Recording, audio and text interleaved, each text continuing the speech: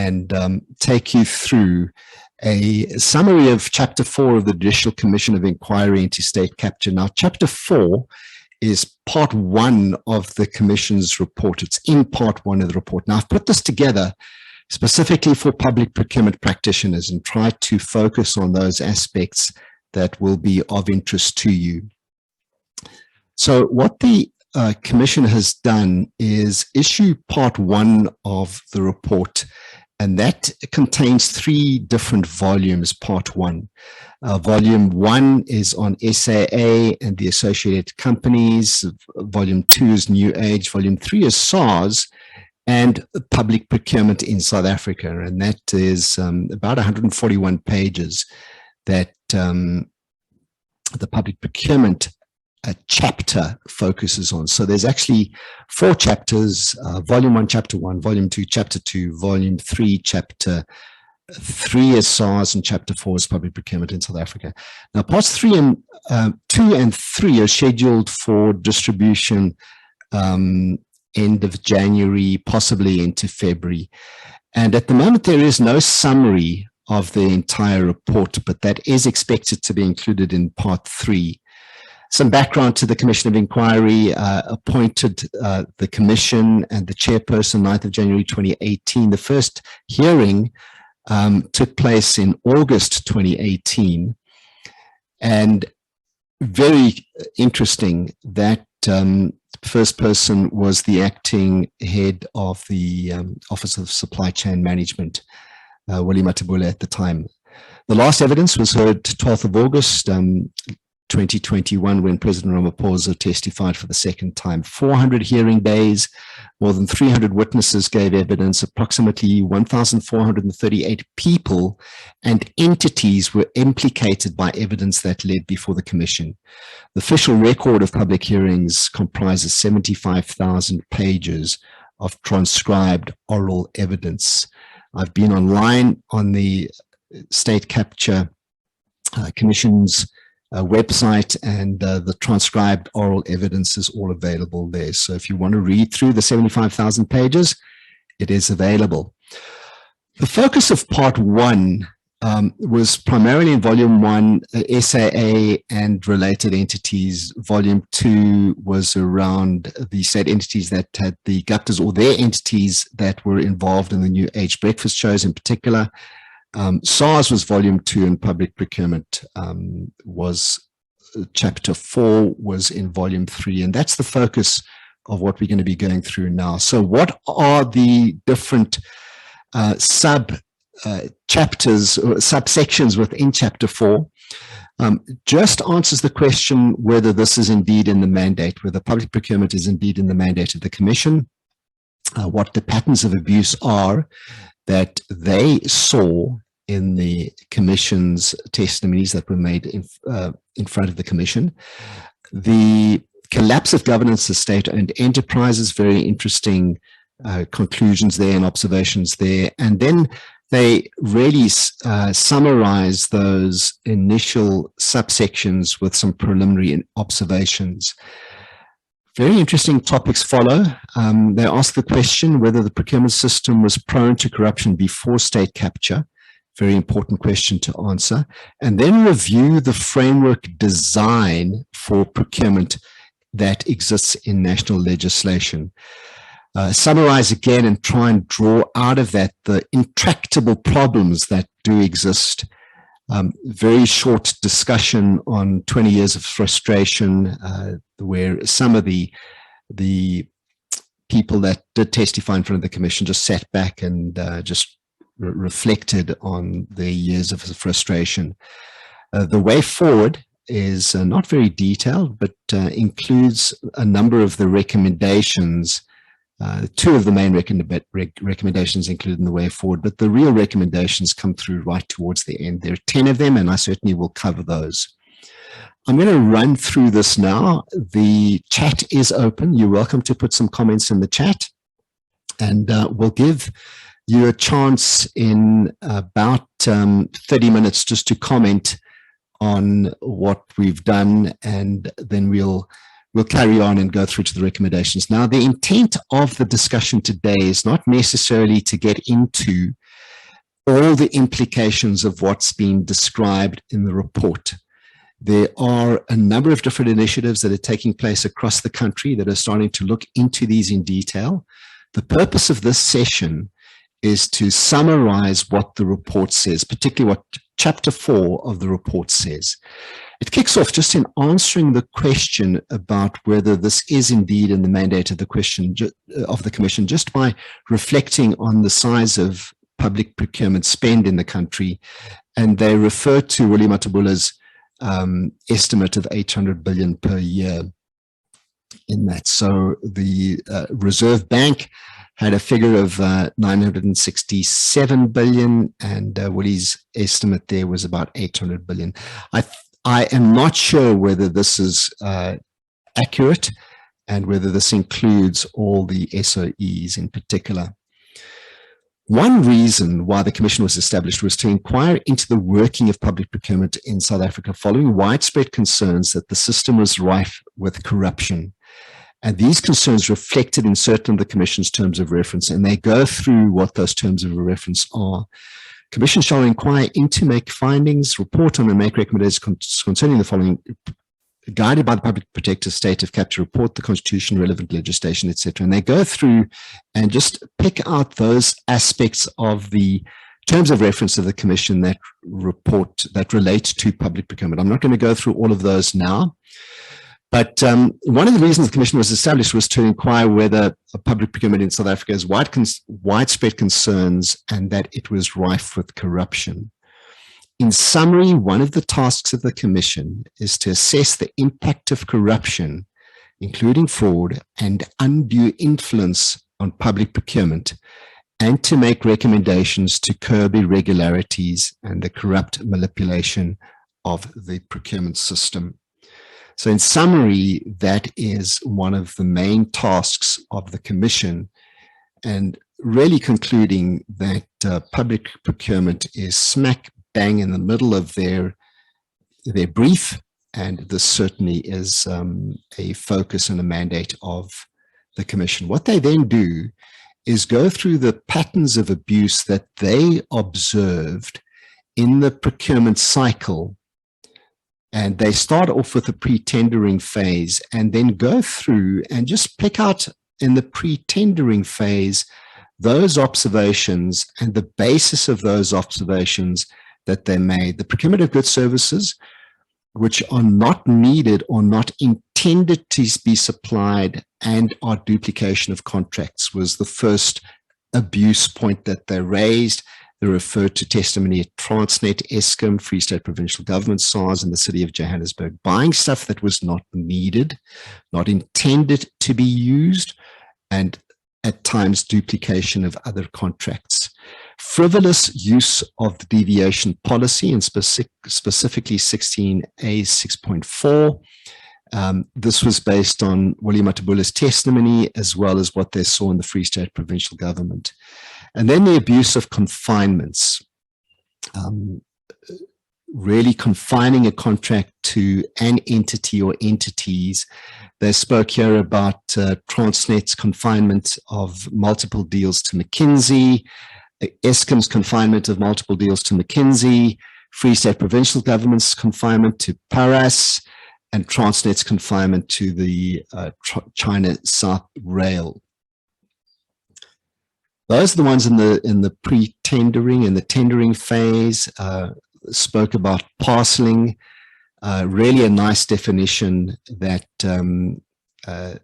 is given in the parceling testimony by Advocate Peter Volmink. So Transnet and SAPS parceling, the splitting of tenders to avoid having to take it through the different levels in the delegations of authority, the abuse of preferential procurement and supplier development partners. They refer there to Transnet and the relationship with regiments, to SAA and Swissport and NGN and Bid Air. And then a lot of discussion around communication with bidders, and refer there to Transnet, SAA, SARS, City of Joburg, Free State Provincial Government. You can see these are the ones that typically came up in many instances from the procurement perspective.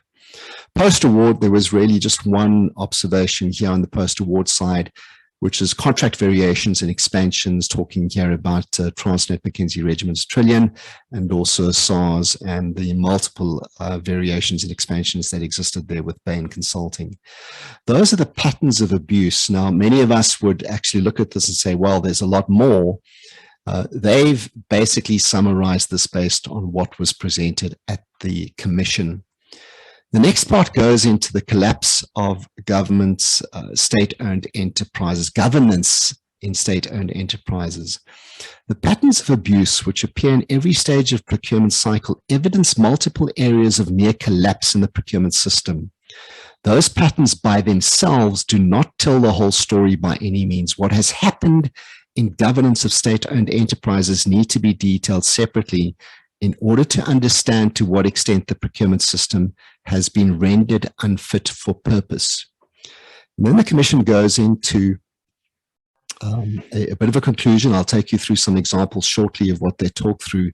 This collective misconduct was often evidenced by the abuse of centralized procurement processes, so that the approval authority for high-value tenders becoming concentrated in the hands of small groups of top executives and board members. And then this focus on, it's not just Transnet, but they give, for example, what happened at Transnet, where before 2011, the delegations of authority did not allow this, but from 2011, a subcommittee of the Board Acquisition and Disposals Committee, was created that gave the board powers to approve the approach to market and to conclude contracts for certain high-value transactions that exceeded 500 million. The Board Acquisition and Disposal Committee and the board also had powers to appoint consultants and approve confinements.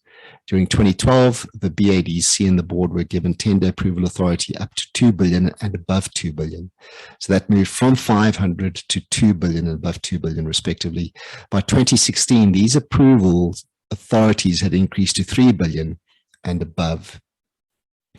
Just noting the key issue there. And this was corroborated by Peter Folming, who said that the primary challenge to good governance within SEM emanates from people at the top of the organization, the ExCo and the board, where the bulk of the 8.2 billion on irregular expenditure that Transnet recently occurred is directly attributable to the decisions made by the executives and board members. Also, all the transactions that lie at the heart of state capture allegations of Transnet were decided by ExCo and or board members. And he then goes on to say, a parallel universe existed within Transnet. On the one hand, there's a highly ordered system with clear controls and procurement rules in place. However, those seem to have been applied more readily to the lower value transactions. On the other hand, there appears to have been an alternative system where decisions were made with scant regard to applicable procurement rules. This alternative system seems to apply to high-value transactions with the board or ExCo's delegation. Not just Transnet, but also talk through what happened at Eskom and Free State Provincial Government. The government, just from ourselves, those of us who are in public procurement, would certainly just note this, that Eskom is a Schedule 2, and Free State Provincial Government is a provincial department, and so it is both Schedule 2s as well as the national provincial departments, the 3As and 3Bs that this applies to. Thanks. I will certainly come back to the question that that's just been raised. We'll certainly do that. But really, just talking about this whole issue of delegations, Eskom and Free State were one of those. How strategic appointments and dismissals were allowed and enabled, and SAA and Transnet were discussed in that respect. And then also how there was no clear demarcation between board and executive decision makers, and they refer there to Transnet and again SAA.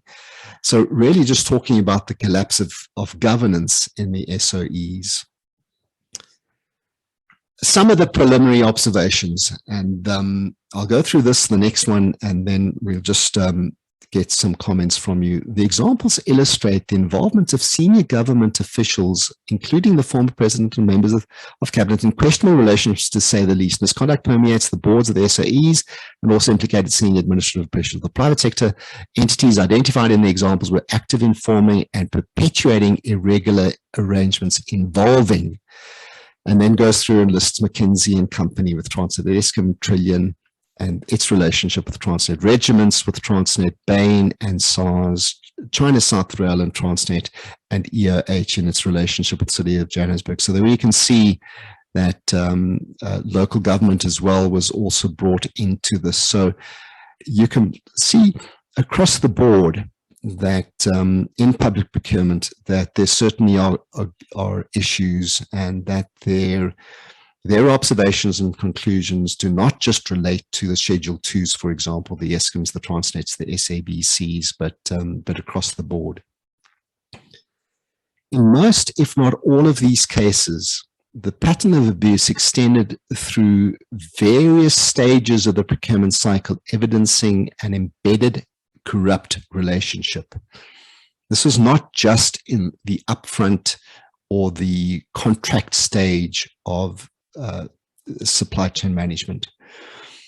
And summarizes then what those were, including the use of political influence for maligned purposes, the appointment of pliable officials to oversee the improper grant of tenders or contracts, the bullying or replacement officials who objected to irregular practices, and the diversion of money being the proceeds of corruption to the benefit of the ANC.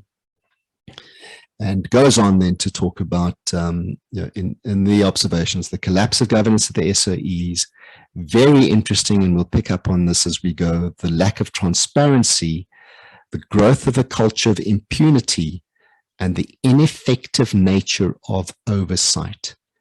Very interesting, these 8 different, and it carries on, the eight so far: the absence of proper monitoring, the absence of consequences, and the readiness with which the implicated private sector entities initiated or participated in corrupt arrangements, and the absence of any internal safeguards in their corporate structures, talking about the private sector entities.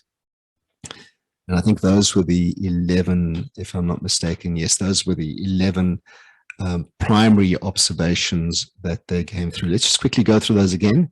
The use of political influence for maligned purposes, the appointment of pliable officials, the bullying and replacement of officials who objected to irregular practices, the diversion of money, the collapse of governance, the lack of transparency, the growth of culture of impunity, the ineffectual nature of oversight, the absence of proper monitoring, absence of consequences, and why the private sector corporate structures did not have their internal safeguards in this respect.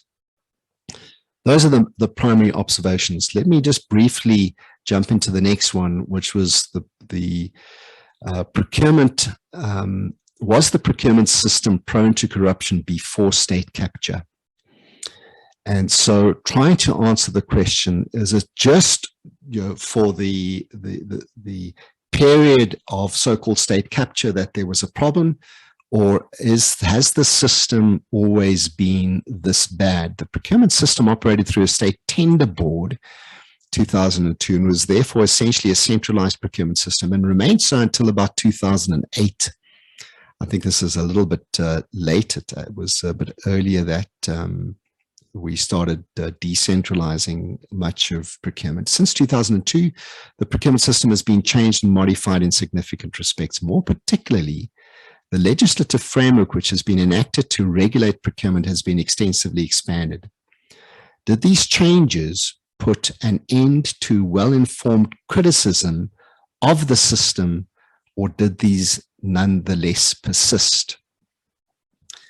And then goes on to quote a number of different studies and academics. Prof. Ambe and Badenhorst-Wess published their observations in 2012 around the significant issues and challenges that public procurement has They refer to that. They refer to Maharaj and Prof. Karodia. Examine the impact which supply chain management had on fraudulent activities in the public sector. The reality is there is massive fraud, misallocation of funds, and the breach of law. It also points to the fact that the flouting of SCM processes have become the order of the day in South Africa, and that fraud, corruption, and the violation of the law in SCM chain has now become endemic. And then some work by Mazibuko and Fourie on the manifestation of unethical procurement practice in the South African public sector, really just referring to the fact that these are not issues that only transpired during the so-called state capture period. In the circumstances, any serious attempt, this is a very important conclusion now, in the circumstances, any serious attempt to address the problems which beset public procurement must go well beyond state capture. It must assess the adequacy of the procurement framework which is set out in national legislation to see whether that framework is compatible with the realities on the ground or whether there are fundamental design efficiencies. This also answers the troubling question, why has the system been so susceptible to misuse? That really was the conclusion then on that the first stage, and we're going to start moving now into some of the recommendations and some of the thinking that that forms the recommendations. But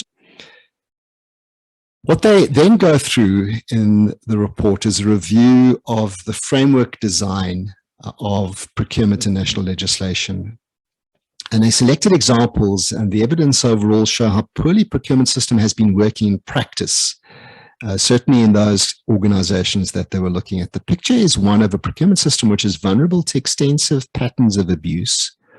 The design of this procurement system is set out in national legislation, and manifestly the framework design was intended to be strong enough to withstand the very abuses to which it has fallen prey. A closer look at the legislative design is therefore unavoidable to see why and how the theory of procurement has so diverged from the practice of procurement. They then go through in the report to talk about the PFMA and the subordinate legislation that results from that.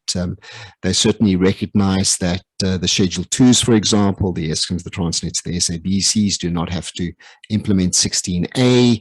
That's recognized. They work through the MFMA as well, talk through that quite a bit, and then certainly go through into some detail. And it was interesting to see the analysis there around the preferential procurement policy framework, and also have some discussions on the regulations. They didn't dive down into much detail of the regulations, but certainly spoke through this, particularly in the context as well of the 217(2) and 3 of the Constitution. They speak through the complementary legislation, the BBBE Act, and interestingly enough, the Promotion of Equality and Prevention of Unfair Discrimination Act was also pointed out in the complementary legislation. And I don't think we, as public procurement practitioners, pay enough attention to the Promotion of Equality and Prevention of Unfair Discrimination Act. And then very interesting, and for those of you who are interested in understanding what other legislation exists and what the procurement aspects are in that legislation, the Commission goes through and pick out a whole range of the different functional or industry or sector legislation and point out where in that legislation it talks about procurement.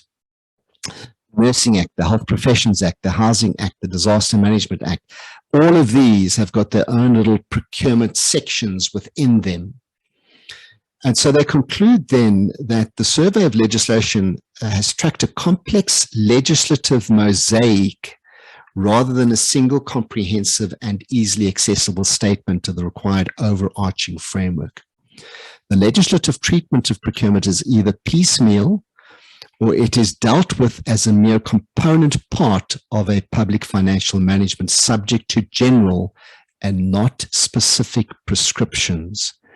This general and not specific prescriptions, the Commission picks up on at some detail later. And they pick that up by referencing section 112 of the MFMA and 16A. that one encounter, it's only in section 112 and 16A that one encounters a comprehensive framework intended to convert the abstract criteria into a detailed policy, being the supply chain management policy. This is very interesting for all of us. Although section 112 operates in the sphere of local government, the scheme detail is a representative statement of the national framework. And then they go through and state what sections 112 and 111 and 112 provide. And then, very interesting conclusion. The section, which they, remember, they have earmarked this as being one of those that where there's a comprehensive framework. So they're picking up on this comprehensive framework then and concluding that it does not provide the local authorities with any mandatory template complete with the nuts and bolts content of the desired procurement system. It delegates that task to each municipality and municipal entity, contenting itself with a headline description of the topics to be covered, many of which are aspirational in nature. Fascinating. They're picking up the headline. So the legislation, is they're saying, is headline related, and many of it is aspirational in nature. Very interesting. Presumably, this inclination to set out how the design aspirations are to be secured in practice derives from a feeling that each entity knows its own situation best, and hence flexibility must be built into the system. It may also be thought to be an appropriate approach given the constitutional recognition of status accorded municipalities and the requirement that they be allowed to govern on their own initiative in regard to the local affairs of the community. Very interesting where it is heading. Some of the problems, and they're now getting to the intractable problems, some of the problems which continue to affect public procurement have their origin in the legislative design. Others emanate from the ravages of state capture and the systemic weaknesses that facilitate state capture. And dealing with these problems requires a concerted effort and a fixed determination, always acknowledging that many of these matters should have been addressed years ago. And then go through and pick out what those problems are with the legislative design. And we're starting to get a bit of a feel now for where the Commission is heading. Difficult is interpreting the legislative mosaic. And Willie Matebula attributed as much as half the problems to misunderstanding or misinterpretation of the applicable rules and half to intentional abuse. Very interesting, Willie. The extent to which the legislation has decentralized the procurement process, and the Commission picks up on this in the recommendations. I don't see them saying that it's necessarily decentralization which is the problem. I think they're talking about the legislation is being decentralized, and the previous statements start to point to that. And then go on to talk about the efficiency and competence of procurement officers, talking about us. Potential for misunderstanding is increased by the fact that the PFMA and MFMA collectively address the requirements of Section 217, leaving the correction. Now, what they're doing is they're picking out one of the issues here and the tensions that exist within 217, which has fallen through into the triple PFA.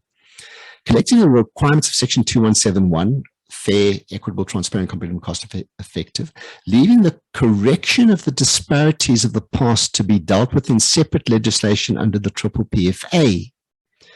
This uncoordinated approach leaves a critical question unanswered. Is it the primary intention of the Constitution to procure goods at least cost, or is it the procurement system to prioritize the transformative potential identified in Section 2172? There is an inevitable tension when a single process is simultaneously to achieve different aspirational objectives. And then, very interesting, it's idle to suppose that the requirements and the skills needed for procurement are available throughout the country and are at the disposal of each procuring entity. The lack of capacity was noted in the second major cause of crisis in the Parry paper. This is one they referred to quite a bit, but was first identified by Prof. Ambe and Badenhorst in their assessment in 2012, and then go through and talk about the 2017. So certainly there are a number of works that have been done to say there is a problem with skills in the procurement space. In giving evidence to the Commission, pointed in particular to a generalized lack of capacity both at contract management. This is Willie's Matibule's testimony. Generalized lack of capacity at both a contract management and a procurement planning level. What was required, he said, was a focus on training and development, and he singled out the need for procurement practitioners at least to be able to put together a tender document, a specification. That, he said, was one of the reasons why these issues often got before the courts, simply because the way the tender documents are crafted, and he noted pervasive misinterpretation of complex legislation, and again, an indication of a lack of necessary skill. Bringing together now the extent of the decentralization places a massive strain on available capacity. A procurement system depends for efficient and ethical performance on the skill, knowledge, and standards of conduct of the officials who identify the goods and services needed, accurately specify those requirements of the tender requests, and who then administer the system as well as procurement contracts which result. These activities require proper training as well as significant skills. The evidence given to the Commission indicates that all too often the officials involved have not been adequately trained, and so lack the skill and the standards necessary to detect and confront corruption. And then they pick out, and the OECD report, this particular report is mentioned right in the beginning of the chapter 4, recognizing officials who work in the area of public procurement as a profession is critical to enhancing resistance to mismanagement, waste, and corruption. Governments should invest in public procurement accordingly and provide adequate incentives to attract highly qualified officials. They should update their first knowledge and skills on a regular basis and reflect regulatory management technology evolutions. Public officials should be aware of integrity standards and be able to identify potential conflict between their private interests and public duties that could influence public decision making. So just picking out on the OECD report and the whole issue of public procurement as a profession. Consequences of state capture, systemic weaknesses, then just pick up on the corruption, the political party financing, encouraging whistleblowers, just not happening enough, the collapse of governance, the state-owned enterprises, and then very interesting, the problem of dishonest tenderers and their accomplices outside of the public service. And then go on to, this is still in the Intractable Problems, go on to then talking about the 4 levels of response. And the first one being disqualification for participation in tenders, a mechanism called a Deferred Prosecution Agreement, criminal prosecution, and restitution for damages suffered and monies misappropriated. So let's have a look then at particularly the second one. I'm not going to go through all of those. We pretty much understand what these mean. But this Deferred Prosecution Agreement was an interesting one. We won't get into it in too much detail. There's quite a lot of legalese in this one. But in short, it entails an agreement between prosecutors and the accused corporation in which the corporation admits facts from which criminal liability could be inferred and agrees to engage in specific conduct in the near future. In exchange, the prosecutor defers the criminal charges, provided that the corporation adheres to the terms and conditions of the agreement. If the corporation complies with the DPA, the charges are dropped, but if it fails to comply, the prosecution will then proceed. And the whole idea of the deferred prosecution agreement is to incentivize self-reporting by and secure future compliance from misbehaving corporations, and to detect and punish serious crimes committed by natural persons, employees, directors, and officers through which the corporation acted, such as DPAs. As such, DPAs may provide a useful alternative to prosecution. So very interesting, picking out this deferred prosecution agreement and what it could potentially do as a mechanism. Intractable problems, problems associated with oversight and monitoring, and very interesting here, just picking out the complete fragmentation of oversight responsibilities: Parliament, national departments, provincial government, the Auditor General, national and provincial treasury, and the Department of Public Service Administration. And they actually go through many of those as to why there is a problem in each of these, and talks about the poor record of oversight. And they pick up on Parliament, National Treasury, provincial treasuries, the Auditor General, and the Accounting Officer, Accounting Authority, why there seems to be a poor record of oversight in those bodies. Then pick up on the absence of any constructive involvement with the private sector. This is an interesting one, and this will probably be unpacked a little bit more. But very interesting then, insufficient attention given to transparency.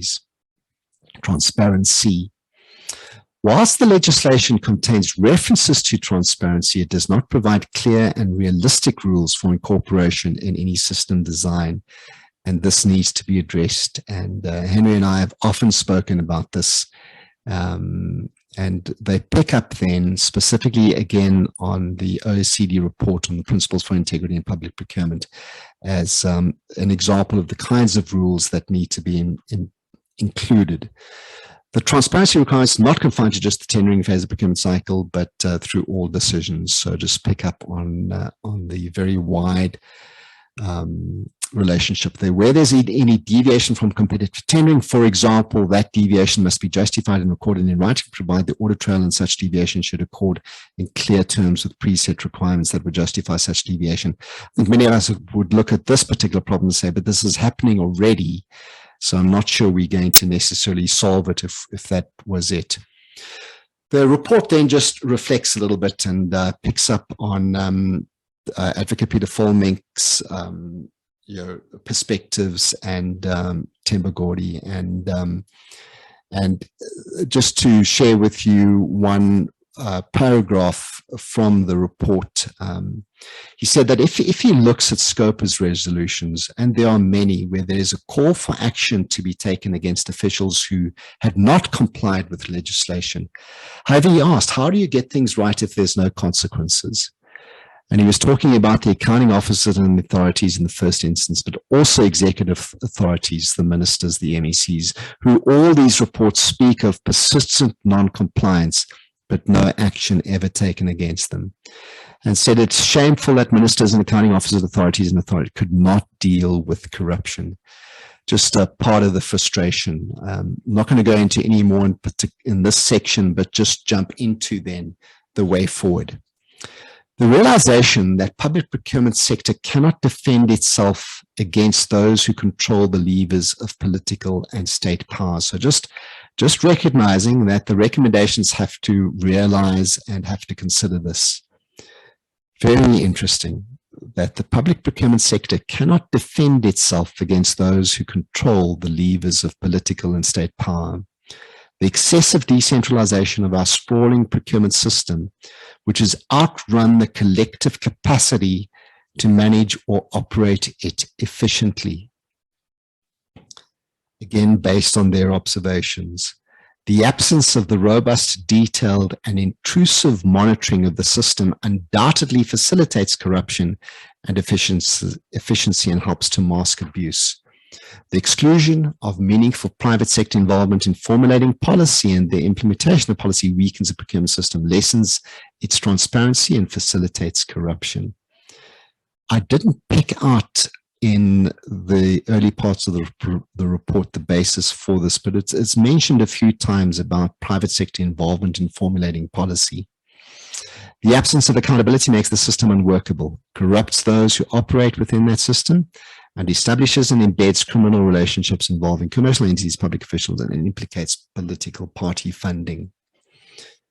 The way forward, a national charter against corruption and the creation of an anti-corruption agency. They go through and actually speak a bit more about the mandate, the purpose of the anti-corruption agency, the requirement of independence, the requirement of the agency that it be properly resourced, and talk about the interaction of this agency with other entities.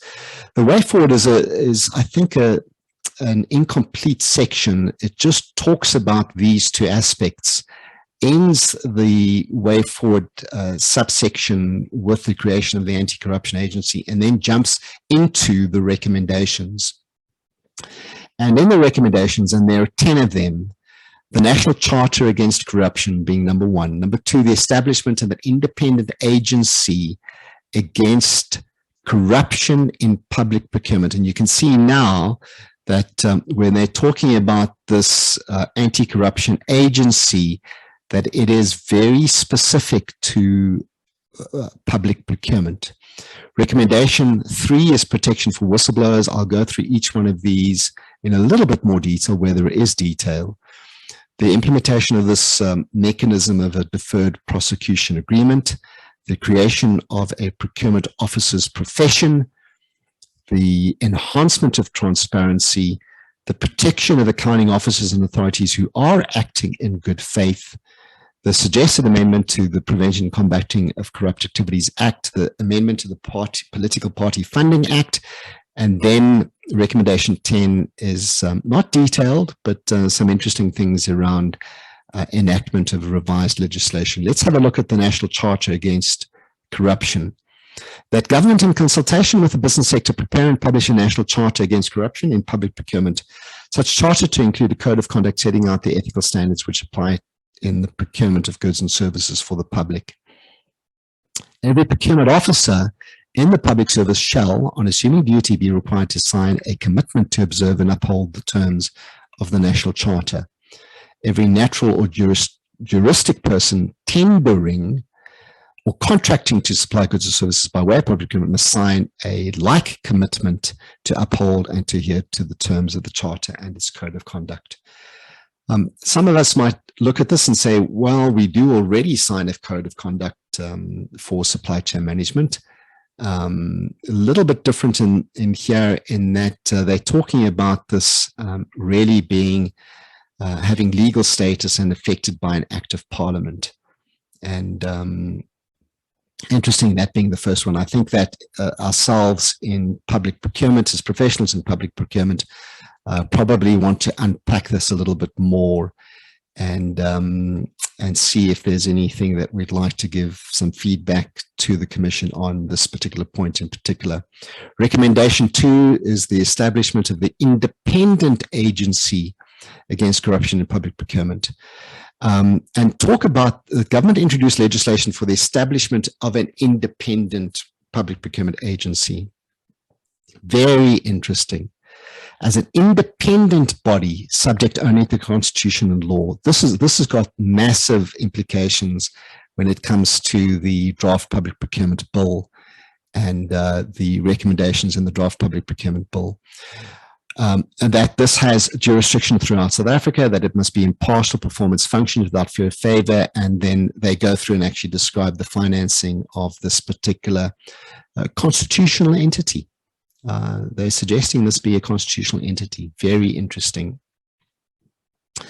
They go through, I won't go through all of it, but I'll just give you a sense of the detail that they go to in this recommendation. They actually suggest the council and that it have a person with a senior legal practitioner with expertise in procurement matter, and then 4 members with skills in accounting, finance, economics, with expertise in public procurement matters, one of whom shall be a member of the academic staff of the university who is a specialist in matters of public procurement. The said members of the council to be selected by a panel consisting of the Chief Justice, the Auditor General, and the Minister of Finance following the public process. Very interesting. And there are some very significant implications here against the public procurement, the draft public procurement bill. They also go through and describe the other capabilities within this agency, being an inspectorate, a litigation unit, a tribunal, and a court. And the tribunal is also mentioned in the draft public procurement bill. And they describe the roles of each of these as well. They go through the functions of council. I'm not going to go through that in detail and what council will be doing. there's quite a lot of detail that's described then in the bill on the function of counsel, and they also go through the function of the inspectorate and talk about what they should do in terms of information from whistleblowers. There's a whole range of things that they talk through what the inspectorate should do. I'm not going to go through this in detail. There's going to be some follow-up sessions on this agency in particular. The function of the inspectorate, receive information from whistleblowers, but very interesting, institute electronic procedures to facilitate the monitoring and inspection of public procurement activity, undertake in situ inspections where necessary without notice of public procurement activity by procuring officials, receive information from whistleblowers, I mentioned that one, review the procurement system utilized by procurement entities to ensure that the adequacy of inbuilt protection against corruption. Very interesting here, and certainly the overlap with some of the other entities out there would be looked at. And then, interesting issue, mandatory compliance notices requiring the prompt implementation of remedial measures by a procuring entity to address deficiencies or irregularities detected in any procurement system or in respect of any tender or the award of any contract, calling upon the affected entity to take immediate steps to rectify same. And we need to dive into the potential overlap between the Public Audit Amendment Act and this, and then refer all instances of non-compliance of such to the litigation unit for further action. So you can see they're building a lot of this in these safeguards and these practices into this particular agency. So very, very big focus on that.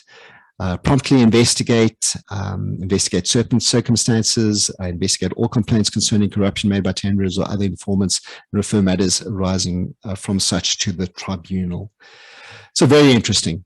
And just to let you know, I had some correspondence with Professor Giacchino, and he's arranging a one-day workshop in the next couple of weeks, where they're going to unpack this agency in more detail. And his intent is to bring in perspectives from other similar agencies around the world to assist with that one.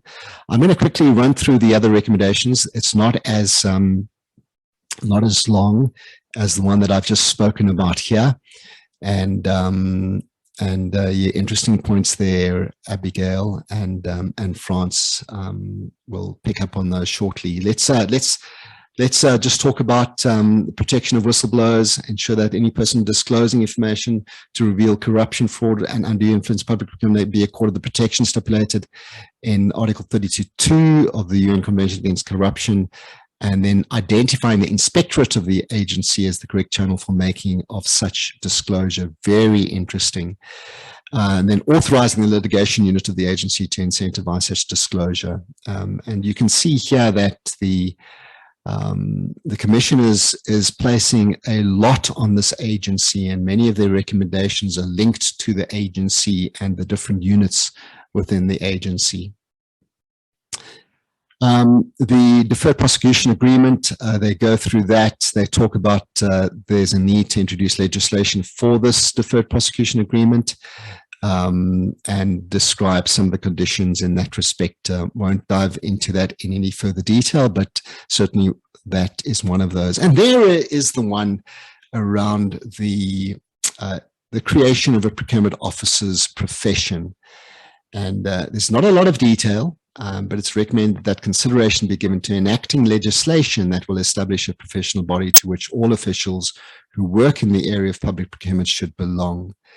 And many of us were disappointed in the draft public procurement bill that there was nothing stated specifically in that, and there were some statements that were said that, hey, this will happen down the line. But certainly this now is certainly going to give some impetus to that that body, the Interim Supply Chain Management Council of South Africa. Such professional body will fix the qualifications and the necessary training and experience necessary for all members of the profession. Training qualifications to include high standards of integrity and commitment to resist mismanagement, waste, corruption. Procurement system in every procurement entity managed by a duly qualified public procurement official and a member who's in good standing of the profession. And the tribunal and the agency act as a disciplinary committee of the profession with power to strike a member from the role or to impose such disciplinary sanction as the case may be. And again, they're pulling in the tribunal into this this process. So that's very interesting there. I think this might be the only big departure from the work of the Interim Supply Chain Management Council, which is underway or was underway. Then not a lot of detail, but just say, hey, there needs to be some enhancements around transparency, and they just really pick out the OECD principles for integrity in public procurement, that a set of standards of transparency consistent with these principles needs to be put together and adopted by a public procurement entity. Inclusion in every procurement system and adopted by a public procurement entity. And that's as far as the Commission goes on the transparency aspect. So I think certainly this is going to require a lot more unpacking by ourselves in public procurement to understand a bit more about that and what that might do. Protecting the accounting officers and the accounting authorities who do act in good faith. And the only statement they really make is, and I think this is already in case law, that legislation be amended to insert a provision which reads that no person is criminally or civilly liable for anything done in good faith, the exercise or performance or purported exercise performs any power or duty in terms of this act unless such a person acts negligently. I think there's elements of this already in PAJA and certainly case law, but nice to see that coming through. And as a profession, we need to do a lot more to understand this notion of good faith and bad faith.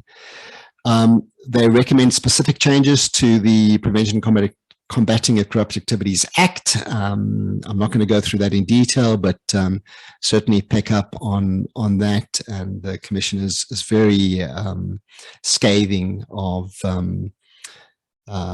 the different prosecuting authorities and others for just not leveraging this act sufficiently.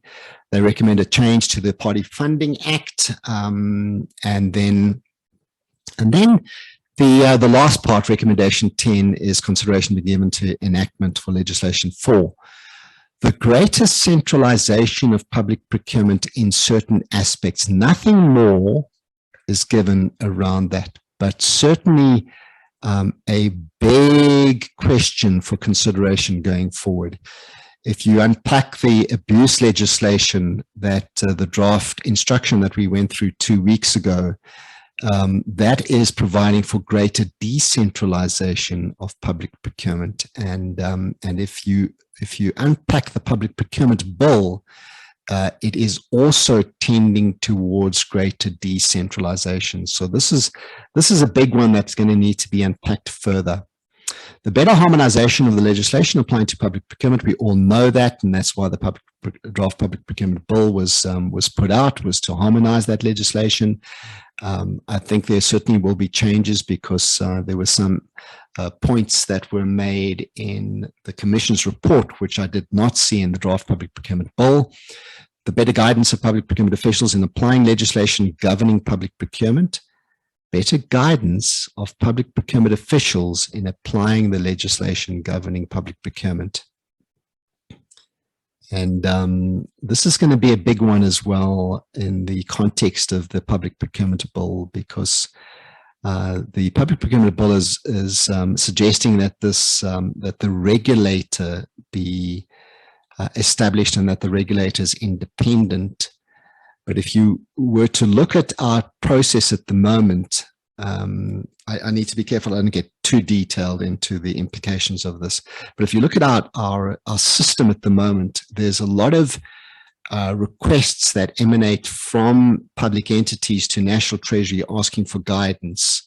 And the draft public procurement bill says that the regulator will actually give that guidance.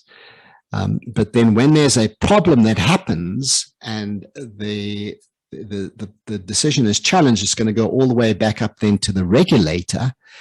And the regulator then is going to have to answer why they gave particular recommendations and particular guidance. And so that whole independence issue So this certainly is going to have to be unpacked a lot more. A better training of public procurement officials and the discontinuance of any deviation based on the concept of sole source service provider. And this was the first time, and I need to go through this in more detail, but we've all found this quite strange, that they picked up on the sole source service provider issue, not necessarily single source, because most of what they're talking about is around single source and not sole source. So the discontinuance of any deviation based on the concept of sole source service provider. I don't think there's any jurisdiction in the world, public procurement jurisdiction in the world, where they do not use sole source. But that was an interesting last one. So there is the summary. That is a summary of Chapter 4, Public Procurement. And there will still be a summary of the entire report that will come through in Part 3. I expect it'll probably be in March. I think there is a version that is anticipated to come out in end of January, and they said the next Part 3 will come out end of February. It might slip. Part 1 was a couple of days late, but in summary, that is it. So